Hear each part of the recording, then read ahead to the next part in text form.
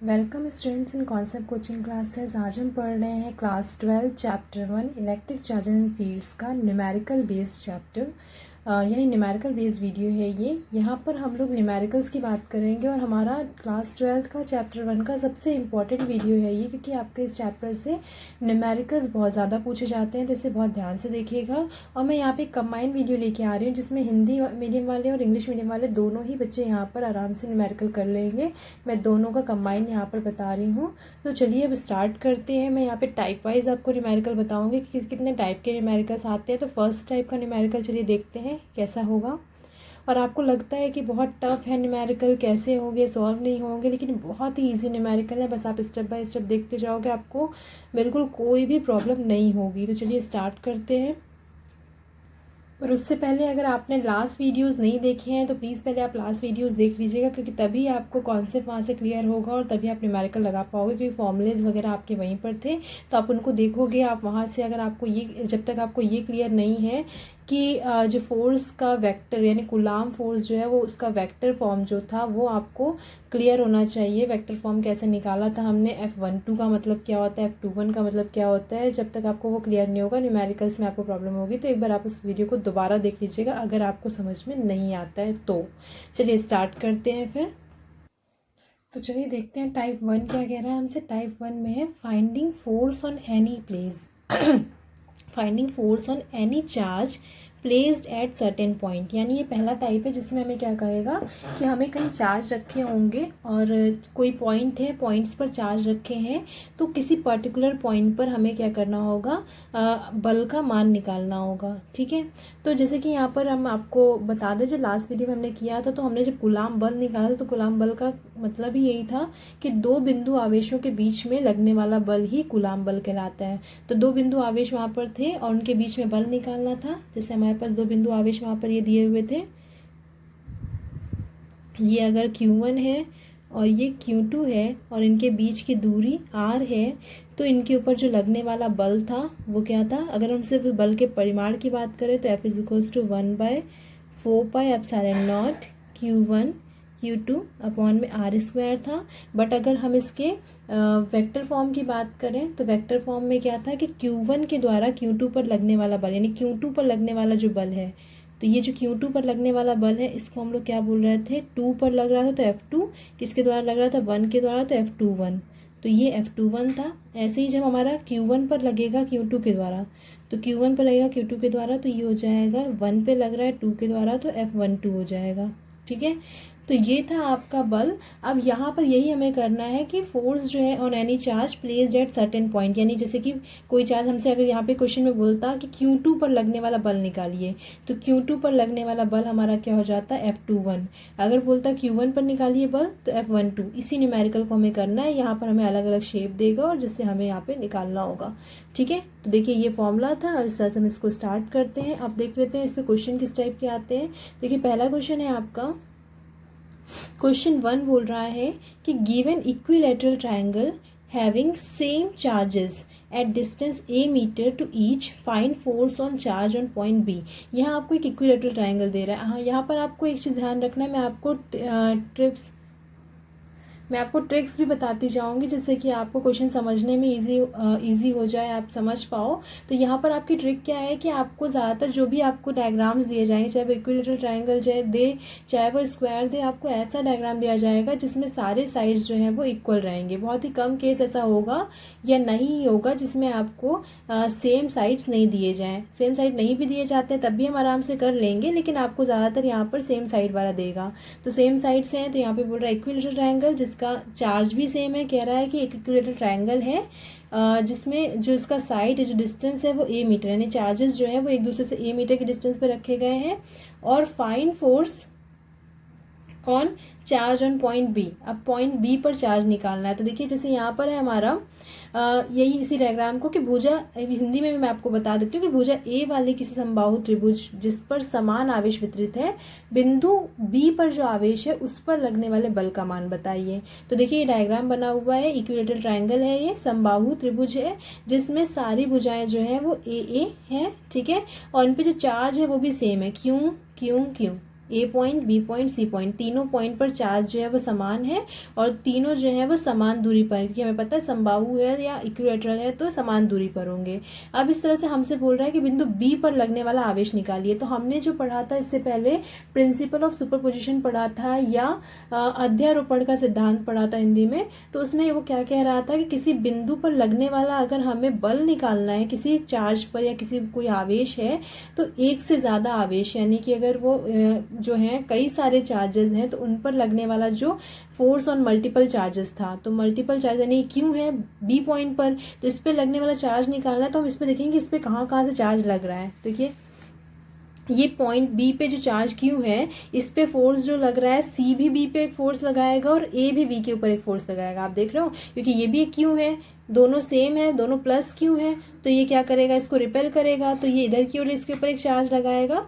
तो हम देखेंगे कि हमारा जो फोर्स लगाएगा, तो ए जो है वो बी के ऊपर एक फोर्स लगाएगा और किस डायरेक्शन में लगाएगा, इस डायरेक्शन में। क्यों इस डायरेक्शन में लगा रहा है, क्योंकि ये प्लस क्यू है और ये ए जो है कि हमें बी पे निकालना है, तो हमें सिर्फ बी पे ही चेक करना है कि बी पे कौन कौन से फोर्स लग रहे हैं, तो बी पे निकालना है। तो ए बी के ऊपर एक रिपल्सिव फोर्स लगाएगा और देखिए इस फोर्स का नाम हमें करना है, तो हम क्या लिखेंगे, बी के ऊपर लग रहा है तो एफ बी, और किसके कारण लग रहा है, ए के कारण, तो एफ बी ए।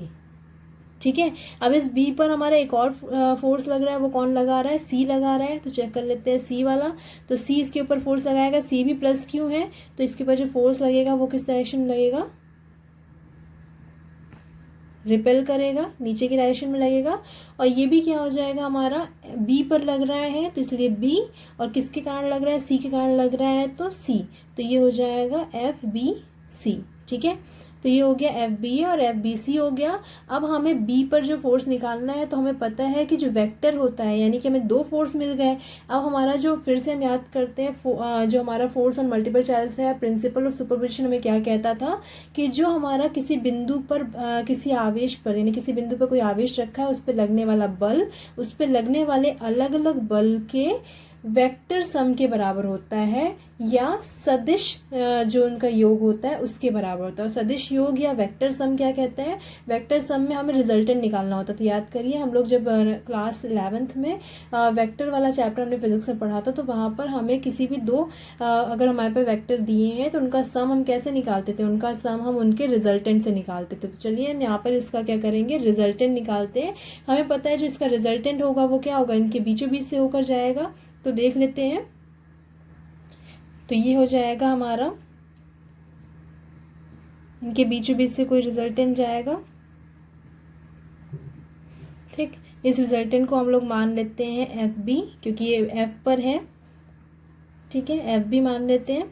अब इस रिजल्टेंट की वैल्यू निकाल लेते हैं। तो इस रिजल्टेंट की जो वैल्यू निकालेंगे, तो हमें पता है फॉर्मूला हमारा क्या होता है, एफ रिजल्टेंट का फॉर्मूला, यानी अभी हम सिर्फ परिमाण की बात कर रहे हैं, तो परिमाण की बात कर रहे हैं, यानी हम एफ बी ले रहे हैं यहाँ पर, तो सिर्फ परिमाण की बात करेंगे तो फॉर्मूला हमारे पास क्या होता है, जो दो है उनका स्क्वायर, यानी कि एफ बी ए वेक्टर का square plus F B C vector का square plus 2 F B A into में एफ बी सी और कॉस थीटा होता है। देखिए याद करिए, यही होता था। नहीं याद आ रहा हो आपको तो एक बार मैं रिवाइज करवा दूं। देखिए हमारे पास क्या होता था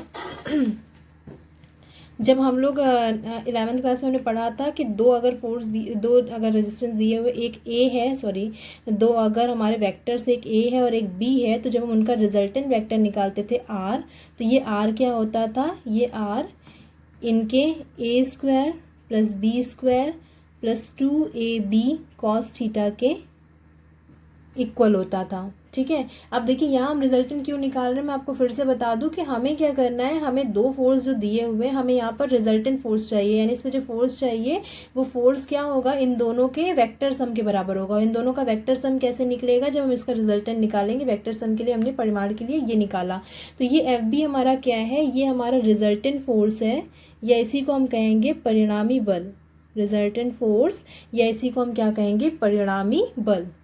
ठीक है, हिंदी में इसी को हम क्या कहेंगे, परिणामी बल। हम परिमाण निकाल लेते हैं। ठीक, परिणामी बल निकाल लेंगे, उसके बाद फिर हम उसका फिर हम इसका डायरेक्शन भी, दिशा भी निकाल लेंगे। तो चलिए देखते हैं। अब ये बस हमें इतना करना था। ये इतना क्लियर हुआ कि नहीं आपको? पहले ये बताइए कि ये फॉर्मूला आपको क्लियर हुआ कि नहीं, कहाँ से आया और क्यों हम निकाल रहे हैं। ठीक है, तो अब हम चलते हैं। हमें FBA की वैल्यू चाहिए, FBC की वैल्यू चाहिए, थीटा की वैल्यू चाहिए, तभी तो हम यहाँ पे पुट करेंगे। अब थीटा क्या होता है? थीटा आपका ये एंगल होगा, ये एंगल आपका थीटा होगा। क्या होता है? दो वेक्टर्स के बीच का सम, दो वेक्टर्स के बीच का एंगल जो होता है वही आपका थीटा होता है। तो दो वेक्टर के बीच का एंगल थीटा हो गया। अब ये थीटा आपका क्या होगा? हमें पता है ये इक्विलेटरल ट्रायंगल है, इक्विलेटरल ट्रायंगल है, यानी ये क्या होगा आपका 60 डिग्री। और ये हमारा इसका ये वर्टिकली अपोजिट है, तो ये 60 है, तो थीटा भी क्या होगा? 60 होगा। तो हम यहाँ से निकाल लेते हैं सारी चीज़ों की वैल्यू। तो अब since theta is equals to क्या होगा? 60 डिग्री। अब निकाल लेते हैं। ठीक है, ये हो गया। अब निकालते हैं नाउ FBA निकाल लेते हैं। FBA की वैल्यू देखिए कैसे निकलेगी। FBA है क्या हमारा? चलिए देखते हैं। A और B के बीच की डिस्टेंस, और ये FBA इस साइड लग रहा है। ठीक है, देखिए अब अगर हम इसको पूरा हटा दें तो हमारे पास केवल दो चार्ज है, A और B। B के ऊपर A के कारण लगने वाला बल जो है वो FBA है, यानी force on B due to A। दोनों पर चार्ज Q ही है, तो हमारा जो फॉर्मूला होता है कूलाम का वो क्या होता है? Coulomb force 1/4πε0 Q1 Q2 upon में R²। तो इसी को पुट करेंगे, ये हो जाएगा हमारा 1/4πε0। Q1 की जगह पर Q ही है, देखिए Q1 की जगह पर Q ही है, सेम चार्ज है, और इनटू में Q हो गया, और डिवाइडेड बाय इन दोनों के बीच की डिस्टेंस जो है वो A है, तो ये हो जाएगा A²। तो इस तरह से ये बन जाएगा हमारा Q² अपॉन में 4πε0 A²। ठीक है, ये हो गया FBA। सेम ऐसे ही हम निकाल लेंगे अब FBC। अब FBC निकालते हैं। चलिए चेक करते हैं FBC। तो FBC के लिए हम इसे अगर हम हटा दें तो हम देखेंगे केवल हमारे पास B और C है। इसको हम ऐसे करके देख लेते हैं। FBC है, FBC हमारा B के ऊपर लग रहा है C के कारण, दोनों पर Q चार्ज है, तो क्या हो जाएगा हमारा? ये भी वैसे ही फॉर्मूला हो जाएगा, सेम चार्ज Q है। तो देखिए हम क्या करेंगे, यहाँ पे FBC है तो 1/4πε0। B पर भी Q चार्ज है, C पर भी Q चार्ज है, तो Q हो गया। दोनों के बीच की डिस्टेंस A ही है, तो A² हो गया। तो ये भी आ गया हमारा Q² अपॉन में 4πε0 A²। तो हमने देखा हमारा FBA और FBC दोनों इक्वल आ गया। अब इस फॉर्मूले में हम बस पुट कर देंगे और हमारा FB का जो वैल्यू है वो निकल आएगी। तो चलिए चेक करते हैं। FB रिजल्टेंट जो था हमारा, वहाँ पर हम इसकी वैल्यूज़ पुट कर देते हैं। तो वैल्यूज़ पुट करते हैं यहाँ पर, ये हो जाएगी हमारी Q² अपॉन 4πε0 A² का स्क्वायर। ये हो जाएगा Q² अपॉन 4πε0 A² का स्क्वायर। देख लीजिए दोनों में है, प्लस 2 इंटू, अब इन दोनों का मल्टीप्लाई यानी Q² Q की पावर 4 हो जाएगा, अपॉन में 4πε0, यानी हम इसको ये भी कह सकते हैं क्योंकि दोनों सेम है तो हम इसको 4 ना करके इनका पूरे का स्क्वायर कर देते हैं। ठीक है, और इनटू में कॉस क्या हो जाएगा? Cos 60 degree. 60 क्यों? क्योंकि थीटा हमारा 60 है। ठीक है, अब यहाँ से क्या हो जाएगा? ये FB, ये हो गया हमारा 2, ये भी है, इन दोनों को प्लस करेंगे तो 2 आएगा, तो 2Q², 2 हो गया ये, और ये तो पूरा ब्रैकेट में ही रहेगा, Q² अपॉन 4πε0 A² प्लस ये भी हो जाएगा हमारा 2Q² अपॉन में 4πε0 A² का स्क्वायर, और इसके साथ में cos 60 यानी 1/2। अब ये 2 से 2 कैंसिल, यानी इधर 2 है और यहाँ पर Q है, तो अभी इसको हम प्लस करेंगे तो कितना आएगा? ये 2Q² पूरा है। अगर हम इसको मान लें कि ये पूरा क्या है, कोई A है, इसका स्क्वायर है, ये कोई A² है, तो 2A² प्लस B² या 2A² प्लस A² क्या हो जाएगा? 3A²। देख रहे हैं ना आप, ये इसको पूरे को अगर मान ले A का स्क्वायर, ये दोनों सेम है, तो 2A², यानी अगर हम इसको ऐसे माने ना 2A² प्लस A², तो ये क्या हो जाएगा? 3A² हो जाएगा। ठीक है, तो हम इस तरह से अगर इसको माने तो देखिए क्या हो जाएगा, देखिए ये था, ये 2 और इसका पूरा स्क्वायर और ये इसका स्क्वायर है, तो इनको अगर हम साथ में लिखेंगे तो हम क्या लिख सकते हैं, 3q² अपॉन में 4πε0a² का स्क्वायर। अब देखिए इसको अगर हम बाहर निकालना चाहें तो बाहर निकाल के हम क्या लिखेंगे, √3 हमारा बाहर हो जाएगा और बाकी ये पूरा जो है ये √3 ऐसे ही रह जाएगा। q² का स्क्वायर था तो ये बाहर होके केवल क्या हो जाएगा, 4πε0a²।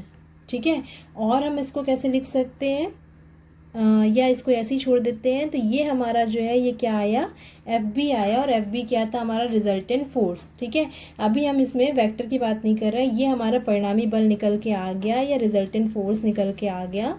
तो यहाँ पर FB हमारा क्या हो गया, रिजल्टेंट फोर्स। अगर सिर्फ रिजल्टेंट पूछता है तब तो आपका यहीं पर ही आ जाएगा।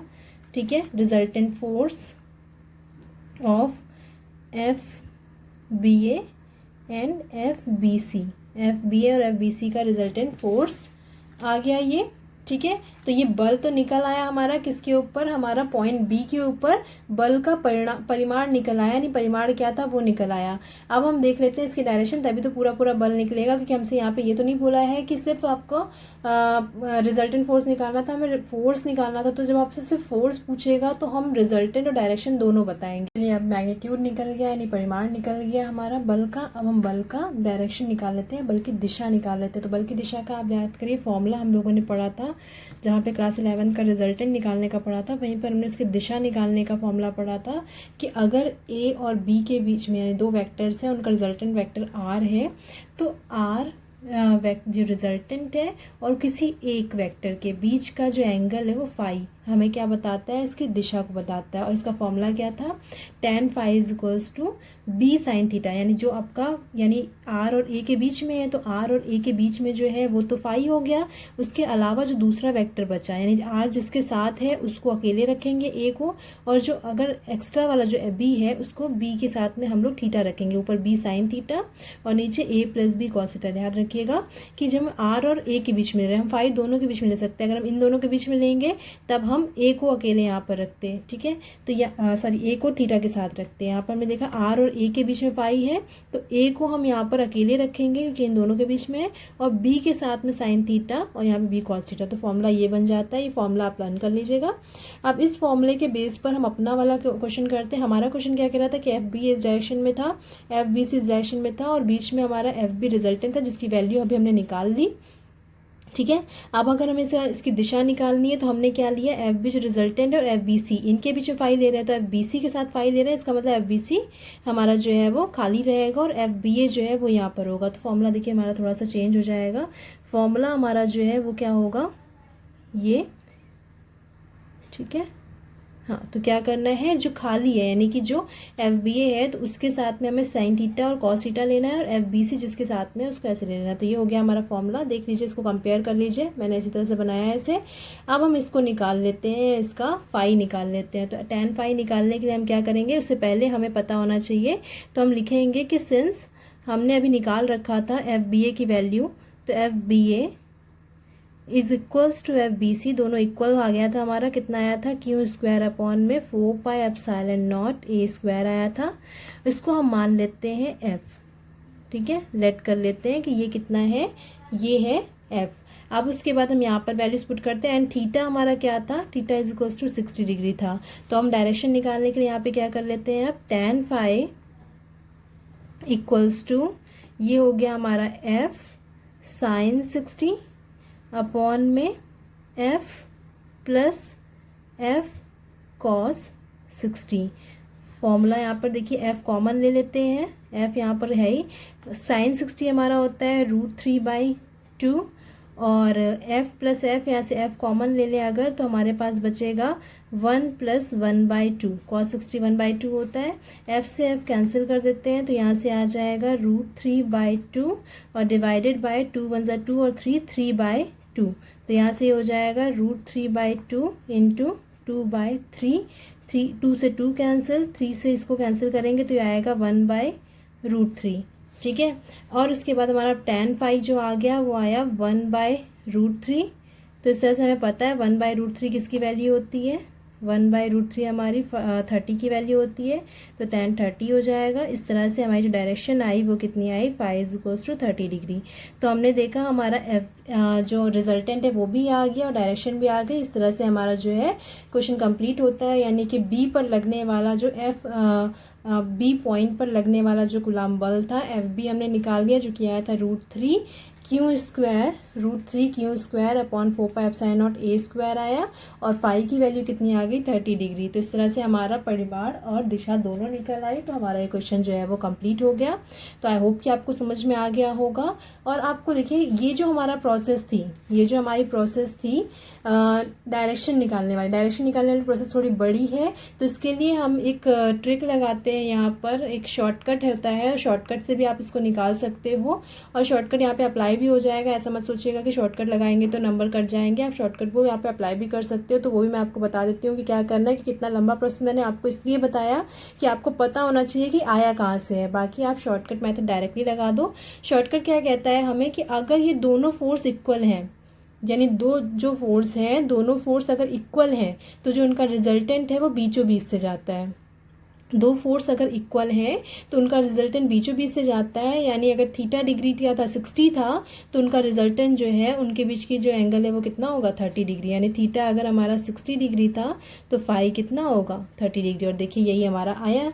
तो अगर हमारे पास हम जब निकालेंगे तो FB और FBC, क्योंकि हम पहले ही निकाल चुके हैं, अगर वो दोनों इक्वल है तो हम डायरेक्टली ये चीज़ लिख देंगे कि because forces are equal then angle is half. ठीक है, तो आप क्या लिखोगे, आप लिखोगे when forces are equal, the angle between resultant force and one force which gives direction, ये जो है इनका दोनों का बीच का है, ये हमें क्या देता है, डायरेक्शन देता है। ये क्या होगा, is exactly half of angle between two forces. Clear हो गया। यानी क्या करना है, ये जो दो रिजल्टेंट दिया है A और B, अगर A और B इक्वल होता है, when A equals to B, then जो हमारा ये रिजल्टेंट R है, तो ये थीटा अगर हमारा है और R और इसके बीच में फाई है, तो फाई क्या हो जाएगा, θ/2, इफ़ एंड ओनली इफ जब आपका A इक्वल्स टू B होगा। तो क्लियर हो गया, बस यही करना था आपको। तो इस तरह से ये न्यूमेरिकल हो गया। इस टाइप के और न्यूमेरिकल्स अभी हम लोग करेंगे, तो चलिए देख लेते हैं और इस टाइप के न्यूमेरिकल्स। तो एक बार इसको रिवाइज करवा दूं आपको, जल्दी फटाफट इसको रिवाइज कर लेते हैं। इस क्वेश्चन को हमने क्या किया था, टाइप 1, और उसके बाद इसके बेस्ड एक और हम क्वेश्चन कर लेंगे। तो हमने क्या किया था, किसी बिंदु पर रखे आवेश पर लगने वाला बल निकालना था, यानी finding force on any charge place at certain point. तो इसके लिए हमने एक इक्विलेटरल ट्रायंगल दिया गया था और कहा गया था कि सब पे सेम चार्ज है, यानी इक्विलेटरल ट्रायंगल है और हर एक पॉइंट पर सेम चार्ज, इस पे भी क्यू, इस पे भी क्यू, इस पे भी क्यू है, और ये सारे जो है A डिस्टेंस पे रखे गए हैं। तो हमें क्या करना था, B पॉइंट पर फोर्स निकालना था। B पॉइंट पर फोर्स निकालना, तो हम देखते हैं कि B पर हमारा क्यू चार्ज है, इस पर कौन कौन सा फोर्स लग रहा है। तो B पर हमारा A पॉइंट भी फोर्स लगाएगा और C पॉइंट भी फोर्स लगाएगा। A जो है वो रिपल्शन फोर्स लगाएगा क्योंकि दोनों का चार्ज सेम है। अगर यहाँ चार्ज अपोजिट होते तो इस डायरेक्शन लगेगा, उस पर भी हम लोग काम करेंगे, अभी उस पर भी क्वेश्चन लगाएंगे। अभी फिलहाल देख लीजिए ये क्यू है, तो इस पर हमने क्या किया, ये A जो है A पॉइंट पर चार्ज B पर रिपेल करेगा और एक इस साइड में डायरेक्शन फोर्स लगाएगा, जिसका नाम हम क्या देंगे, B पर A के कारण लग रहा है, यानी force on B due to A, तो FBA हो जाएगा। ऐसे ही C जो है वो B के ऊपर फोर्स लगाएगा, हम B की ही बात कर रहे हैं, तो ये लग गया। अब हमने प्रिंसिपल ऑफ सुपरपोजिशन में पढ़ा था कि किसी एक पॉइंट पर जब हमें फोर्स निकालना होता है तो वो सारे फोर्स जो उसके ऊपर लग रहे होते हैं उनके वेक्टर सम के बराबर होता है। तो इसका मतलब कि जो B पर लगने वाला फोर्स है FB, जो FB है वो हमारा इन दोनों के वेक्टर सम के बराबर होगा। और वेक्टर सम क्या कहता है, वेक्टर सम हमें रिजल्टेंट देता है, ये हम लोग पढ़ चुके हैं। ये हमने 11th क्लास में पढ़ा था कि जो दो वेक्टर्स होते हैं उनका वेक्टर सम कैसे निकलता है, उन दोनों का प्लस कैसे निकलता है, उन दोनों का प्लस यानी R इज इक्वल्स टू होता है vector A plus vector B। और ये रिजल्टेंट कैसे निकलता है, इसका फॉर्मूला होता है वेक्टर A का स्क्वायर B का स्क्वायर ठीक है, +2ab cos थीटा। तो बस हमने यहाँ से यही निकाला, और थीटा क्या है इन दोनों के बीच का एंगल, क्योंकि ये 60 डिग्री है तो ये भी 60 डिग्री होगा। एफ बी निकालने के लिए हमने इसको इस फॉर्मूले में पुट कर दिया। पुट करने के बाद हमें, क्योंकि थीटा पता है 60 डिग्री, एफ बी अलग से निकाल लेते हैं, एफ बी सी निकाल लेते हैं। फॉर्मूला लगाया, दोनों चार्ज क्यों था तो क्यों लगा के हमने इसको निकाल लिया। देन उसके बाद इनकी वैल्यूज जो है उनको यहाँ पे पुट कर दिया। हमने देखा दोनों बराबर ही आ रहे थे, इनकी वैल्यूज यहाँ पे बस पुट कर दी है। cos 60 था तो वो 1/2 हो जाएगा, कैंसिल किया, उसके बाद 1/2 हो जाएगा, कैंसिल किया, इन दोनों को प्लस करेंगे तो 3 आ जाएगा। तो इस तरह से ये हो जाएगा 3, और उसके बाद हम 3 को बाहर निकालेंगे तो √3 रहेगा, और ये Q²/4πε0a²। ये जो निकल के आया हमारा रिजल्टेंट फोर्स निकल के आया, यानी कि बल का परिमाण निकल के आया है, बल की वैल्यू मैग्नीट्यूड निकल के आई है।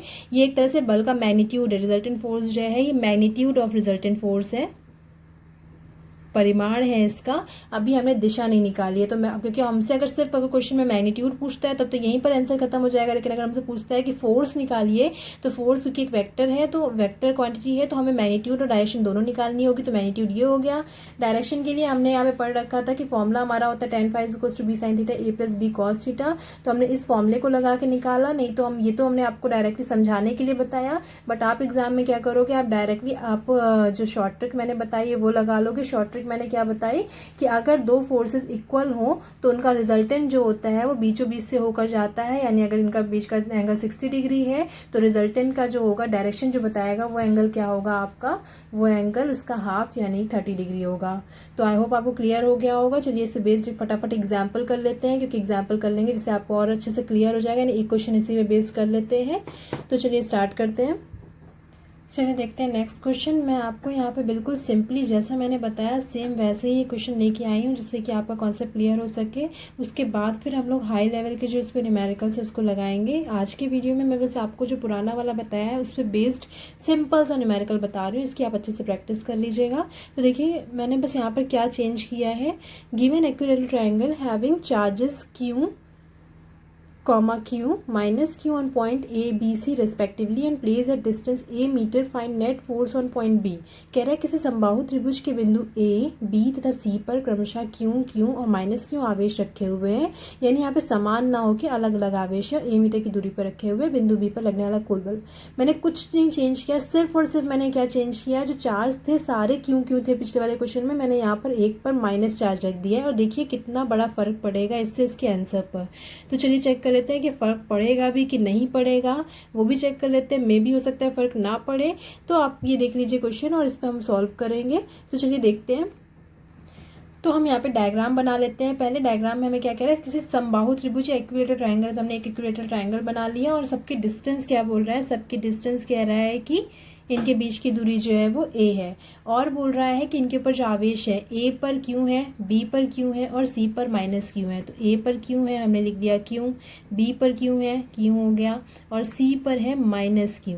ठीक है, यहाँ से ही कुछ चेंजेस आ रहे हैं, तो ये -q है। अब हमें क्या करना है, बिंदु B पर यानी कि ऑन पॉइंट B हमें नेट फोर्स निकालना है। तो B पर नेट फोर्स निकालना है, यानी फिर से वही काम करेंगे जो अभी तक हम लोग कर रहे थे। B पे निकालने के लिए हम देखेंगे B पर कौन कौन फोर्स लगा रहा है। तो A B के ऊपर एक फोर्स लगाएगा, किस डायरेक्शन में लगाएगा, A to B ये फोर्स लगाएगा, जिसका नाम क्या होगा, force on B due to A, FBA हो जाएगा। ठीक है, देखिए क्योंकि Q प्लस में है तो ये इसको रिपेल कर रहा है, तो रिपेल कर रहा है इसलिए FBA हो जाएगा। यहाँ पर FBA क्या है, force on B due to A। ठीक है, इतना तो क्लियर हो रहा है आपको, अभी हम लोगों ने किया ही था। उसके बाद हम देखेंगे यहाँ पर कि C जो है वो B के ऊपर फोर्स लगा रहा है। तो देखिए C B के ऊपर फोर्स तो लगाएगा, पर ये फोर्स कैसा होगा, रिपल्सिव होगा कि अट्रैक्टिव होगा। देखिए यहाँ पे माइनस, यहाँ पे प्लस है, तो माइनस और प्लस के बीच में अट्रैक्शन होता है, रिपल्शन नहीं होता। तो देखिए बस यहाँ पे इतना सा चेंजेस आ गया कि हम फोर्स तो यहाँ पे लगेगा, लेकिन अब यहाँ पर जो C है वो B को रिपेल नहीं करेगा, फोर्स तो उसके ऊपर लगाएगा, पर कैसा फोर्स लगाएगा, अट्रैक्ट करेगा। अट्रैक्ट करेगा क्योंकि अपोजिट चार्जेस है, तो इसको अट्रैक्ट करेगा, यानी डायरेक्शन, इस डायरेक्शन में ये फोर्स लगेगा। और इस फोर्स का नाम क्या होगा, नाम तो सेम यही रहेगा, B के ऊपर लग रहा है C के द्वारा। डायरेक्शन ये जरूर है पर लग तो B पर ही रहा है ना, C B के ऊपर लगा रहा है, तो इसका नाम क्या हो जाएगा, force on B due to C। तो ये FBC क्या है यहाँ पर, force on B due to C। Clear हो रहा है। अब फिर से वही काम करेंगे, बी पर हमें निकालना है फोर्स, तो इसका रिजल्टेंट पता होना चाहिए। तो रिजल्टेंट निकालने के लिए क्या करेंगे, इनके बीचों बीच से यहाँ पे एक फोर्स निकाल देते हैं रिजल्टेंट, और इस रिजल्टेंट का नाम हमने फिर से वही क्या लिया है, एफ बी। में सारी प्रोसेस हम लोग बिल्कुल सेम वही करेंगे, बस देखेंगे कुछ चीज़ें जो चेंज हो रही हैं वो क्या हो रही है। अब हमें यहाँ पे एफ बी निकालना है, तो फॉर्मूला हम लोगों ने पढ़ रखा था कि क्या था, कि एफ बी निकालने के लिए फॉर्मूला है हमारा अंडर रूट में एफ बी सी का square plus F B A का square plus 2 F B C into में, सॉरी यहाँ पे नहीं होगा, F B A cos theta. ठीक है, यही फॉर्मूला होता है हमारा। तो ये फॉर्मूला हो गया। अब इस फॉर्मूले में हमें थीटा चाहिए, तो पहले हम थीटा पता कर लें। तो थीटा हमारा इस फॉर्मूले में है क्या, इस क्वेश्चन में ये पूरा थीटा है, और इतना हम मान लेते हैं फाई, क्योंकि अभी हमें आगे फाई भी निकालना होगा। ये पूरा थीटा है, यानी एफ बी ए और एफ बी सी के बीच का जो एंगल है थीटा है। थीटा क्या है हमारा, theta is the angle between F B A and F B C.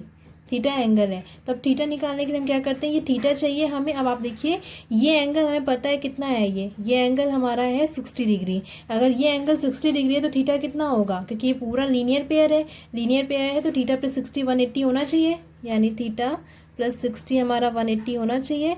That means हमारा थीटा क्या हो जाएगा, 120 डिग्री। तो थीटा हमारा है 120 डिग्री। अब यहाँ से F B C F B A निकाल लेते हैं। अब देखिए हमारा एफ बी सी कितना निकल के आएगा, तो हम पहले एफ बी ए निकाल लेते हैं। F B is equals to है 1/4 पाई एप्सिलॉन नॉट। क्यों, देखिए यहाँ पर भी क्यों है और इधर भी प्लस क्यों ही है, तो क्यों अपॉन में ये हो जाएगा, दोनों के बीच की डिस्टेंस ए स्क्वायर ही है, तो क्यू स्क्वायर अपॉन में 4 पाई एप्सिलॉन नॉट ए स्क्वायर। अब हम एफ बी सी निकाल लेते हैं। तो एफ बी सी क्या हो जाएगा, अब देखिए एफ बी सी के फॉर्मूले में 1/4 pi epsilon naught, B C में सी है माइनस क्यू और ये क्यू है, तो यहाँ पे हो जाएगा क्यू इंटू में माइनस क्यू, ठीक है, अपॉन में ए स्क्वायर। तो ये हो जाएगा माइनस क्यू स्क्वायर अपॉन में 4 पाई एप्सिलॉन नॉट ए स्क्वायर। आप समझ रहे हो ना कि माइनस क्यों रखा, एक माइनस क्यू है और एक प्लस क्यू है, तो माइनस क्यू इंटू क्यू, तो ये हो गया। ठीक है, अब यहाँ पे देखिए दोनों में थोड़े से चेंजेस आ गए हैं फोर्स में, यानी कि फोर्स मैग्नीट्यूड सेम है, डायरेक्शन में कुछ चेंजेस आ रहा है, सिंबल में चेंज आ रहा है। अब फॉर्मूले में हम पुट कर देते हैं यहाँ पे। तो देयरफॉर हमारा जो है, जो मैग्नीट्यूड आएगा,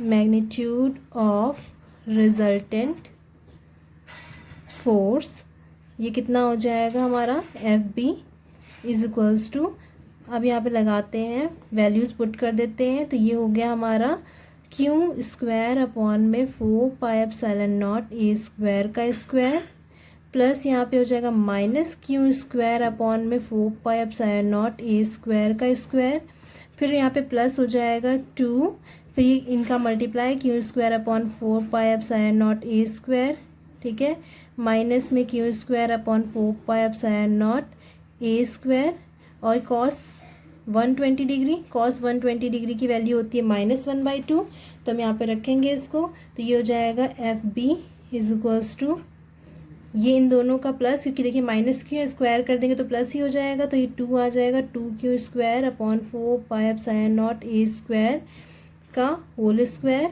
और यहाँ पे हो जाएगा ये प्लस है। अब ये हम देखिए इसको सॉल्व करते हैं, ये माइनस हो गया कि माइनस था, ये प्लस, तो -2 क्यू स्क्वायर अपॉन में 4 पाई एप्सिलॉन नॉट ए स्क्वायर का ये स्क्वायर हो गया, इनटू में कॉस 120 डिग्री की वैल्यू क्या होती है, -1/2। अब देखिए माइनस माइनस फिर से प्लस हो जाएगा, तो ये क्या हो जाएगा हमारा, नेक्स्ट देखते हैं।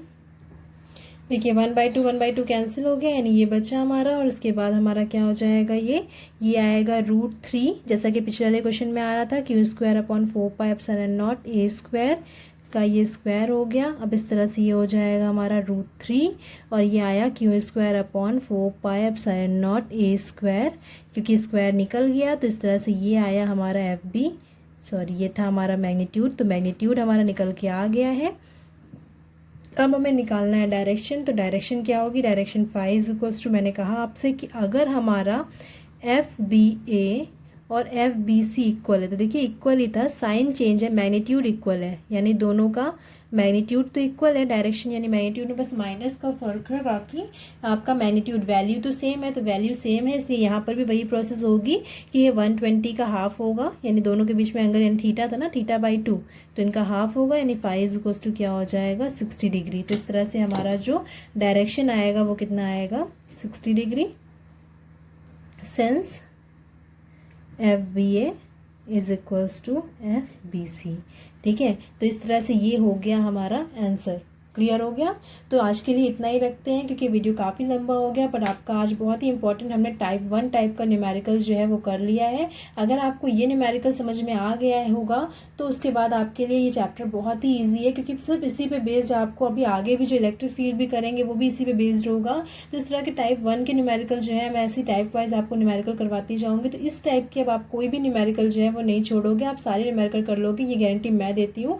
अगर आपको ये न्यूमेरिकल अच्छे समझ में आ गया है तो पहले आप इन न्यूमेरिकल को, इन दोनों न्यूमेरिकल्स को, यानी एक जो मैंने बताया और दूसरा तो जस्ट उसी के जैसा था, अगर आप इन दोनों को अच्छे से प्रैक्टिस कर लोगे तो नेक्स्ट वीडियो जो मैं लेके आऊँगी उसमें जो मैं और जो आपके बुक के न्यूमेरिकल्स हैं, एग्जाम्पल्स हैं, उनको मैं सॉल्व करवाऊँगी और उन्हें आप सॉल्व करोगे, आप देखोगे बहुत ईजिली वो सॉल्व हो जाएगा। तो तब तक के लिए आपको थोड़ा सा मैं ब्रेक दे रही हूँ कि आप इसे अच्छे से प्रिपेयर कर लो। आप इसे प्रिपेयर करने के बाद जब आप नेक्स्ट वीडियो में आओगे आपको बहुत सारी चीज़ें एकदम अच्छे से क्लियर हो जाएंगी। अगर आप ये पढ़ लेते हो तो देन आपको यहाँ पर ऊपर जो आई डॉट दिख रहा है वहाँ पे आपको नेक्स्ट वीडियो का लिंक मिल जाएगा, आप डायरेक्टली यहाँ से वहाँ भी जा सकते हो, नहीं तो डिस्क्रिप्शन बॉक्स में भी मैं नेक्स्ट वीडियो का लिंक दे दूँगी। चलिए तब तक के लिए thank you for watching this video, good bye, good luck.